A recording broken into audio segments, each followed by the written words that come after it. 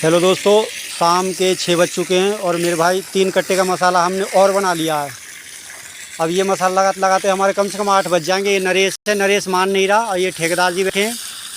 और मेरे भाई 6 बजे के बाद भी मसाले बना देते हैं। 3 कट्टे का मसाला है और इसने नरेश ने किया ये काम बिना पूछे रोड़ी बना के काट मार के। अब पानी गिरने के बारे में यूँ कह रहा पानी गिर दूँ। देखो कैसा आदमी है ये, ठेकेदार का बिल्कुल खास है। ठीक है जी, समझ रहे हो खास का मतलब क्या होता है?